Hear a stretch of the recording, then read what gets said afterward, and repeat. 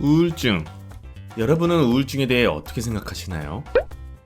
흔히 우울감이 심하게 그리고 오래 머무를 경우 우울증이라고 생각하실 겁니다. 네, 이렇게 우울증 자체에 대해서는 어느 정도 알고 있지만 우울증과 같이 마음에 찾아온 질병을 치료받는 것에 대해서는 우리가 갖고 있는 잘못된 편견들이 있습니다. 대표적으로 먼저 치료 비용. 정신과 치료를 받으면 돈이 많이 들 것이라 생각하시는 분들이 계실 텐데요. 정신건강의학과도 의료기관이라 의료보험이 적용됩니다. 검사나 처방이 아닌 상담만 받는다면 1시간에 15,000원 이하의 비용이 듭니다. 이보다 더 저렴하게 상담을 받고 싶다면 각 지자체에서 운영하는 정신건강증진센터를 이용하는 것도 방법입니다. 미리 전화로 예약하면 무료로 상담을 받으실 수 있습니다. 그리고 또 하나, 정신과 치료나 상담을 받을 경우 진료 기록이 남아 이를 다른 사람이 알게 되고 그로 인해 어떤 불이익을 받진 않을까 걱정하시는 분들이 계신데요. 진료 기록은 본인이 동의하지 않는 한 병원 바깥으로 절대 유출되지 않습니다. 이외에도 우울증 치료로 대표되는 정신과 치료에 대한 잘못된 정보와 편견들이 많은데요. 자, 그럼 이제부터 우리가 갖고 있는 다양한 편견들은 버리고 한 이야기를 통하여 우울증에 대해 새롭게 바라보도록 하겠습니다.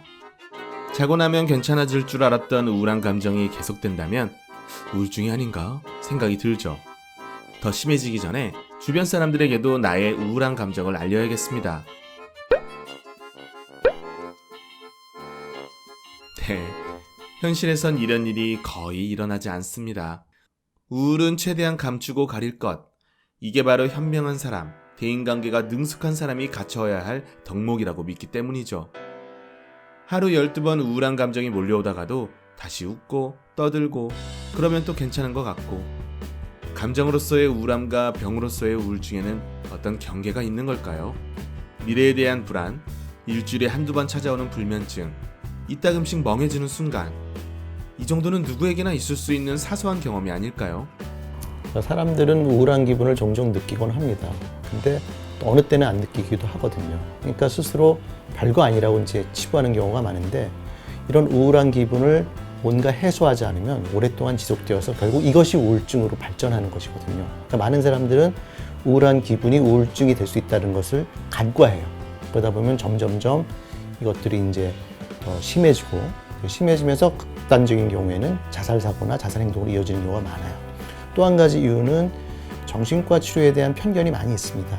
우리가 감기나 독감은 쉽게 내과에 가서 치료를 받는데 이런 것들은 잘 가려고 그러지 않아요. 혹시 사람들이 알게 되면 나를 이상하게 보지 않을까? 이런 두려움이 있는데, 사실은 이 정신과 진료는 아무도 열람할 수 없고요. 또 누구에게도 발설되지가 않습니다. 이런 의무 기록은 철저히 보장이 되는데도 불구하고 혹시 알려질까 봐 두려워하는데, 그런 염려를 절대로 하지 마시고, 이런 우울감이 느껴진다면 이것이 우울증의 시초일 수도 있기 때문에 반드시 정신건강 전문가를 찾아가서 필요하다면 상담을 받고, 더 필요하다면 약물 치료도 받는 이런 적극적인 노력이 매우 중요합니다. 요새 기분이 조금 우울하다면 주변에 반드시 말을 하세요. 네, 이처럼 우리가 평소에 갖고 있던 우울증에 대한 편견과 그 치료에 대한 막연한 두려움은 버리고, 독감에 걸렸을 때 서둘러 병원을 찾아야 하듯이 우울증 역시 초기에 치료하는 것이 가장 중요합니다. 자, 이제부터 혹시 내 마음의 면역력이 떨어져 우울증이 찾아왔다면 편안한 마음으로 가까운 병원을 찾아가 보세요. 그렇게 초기에 치료를 받아 내 마음에 찾아온 독감, 우울증을 이겨냅시다.